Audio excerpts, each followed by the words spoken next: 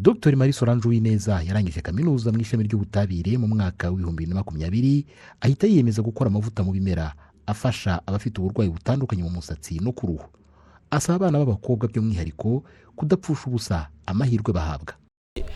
Siyanse iri mu buryo bwinshi, hari ibingibi nakoze byashimiye, hari ubuganga, byose ni ubumenyi bufitiye isi ndetse n'igihugu cyacu akamaro. Rero kuba leta ibishyiramo ingufu kugira ngo abakobwa nabo babijyemo, nuko ibona ko abakobwa hari umusaruro igihugu kibatezeho. Rero ntibagire ubwoba, ahubwo bashishikare none baprofite n'ayo mahirwe igihugu kiba cyabahaye. Ubu buhamya Dr. buhuriraho na Izere Ange, we wakoze amavuta atunganya imisatsi akoresheje ibimera, ubu akaba afite abakozi 10. Icyo gitekerezo ngo cyamujemo igihe abantu bari muri gahunda ya guma mu rugo kubera icyorezo cya COVID-19. Imisatsi ya naturelle yari iri kunkomerera kandi iri kungora, kandi mvuye mu ishuri narize amasiyanse, nibaza se ni gute umusatsi wanjye wananira kandi hari ibimera bidufasha. Hari bizwi nka avoka kikuza imisatsi, ibitunguru birazwi ahantu henshi ko bifasha kuza umusatsi, ariko nkareba ku isoko amavuta sinyabone arimo ibyo ngibyo koko byamfasha.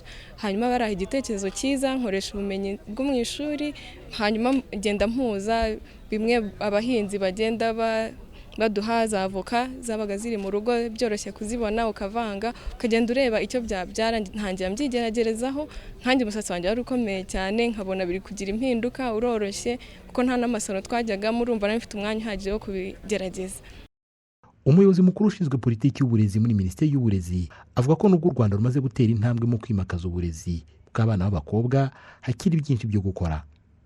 Murabizi ko u Rwanda rukora neza kandi dufite politike nyinshi cyane zitandukanye zijyanye no guteza imbere umwana w'umukobwa, ariko nabo baraza nanone kudufasha kugira ngo hahandi dufite ibibazo ariho nk'abana wenda b'abakobwa benshi batajya mu masomo ya siyansi, icyo twita STEM mu mashuri makuru na za kaminuza, yewe no muri segonderi iyo bageze mu myaka yo hejuru bajya guhitamo ibyo biga, usanga tugifitemo abana b'abakobwa bake.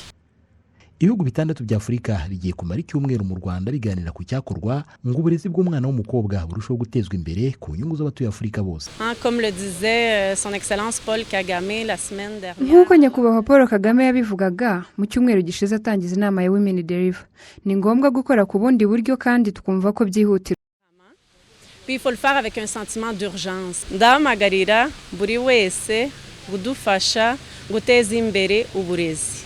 Guteza imbere uburenganzira bw'abagore n'abakobwa bizana iterambere, kuko usanga ahenshi barenze 50% by'abaturage.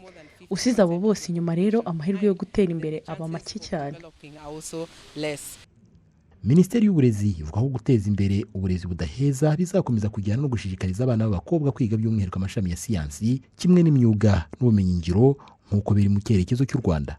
Jean Thomas Imana ishimwe, i Kigali.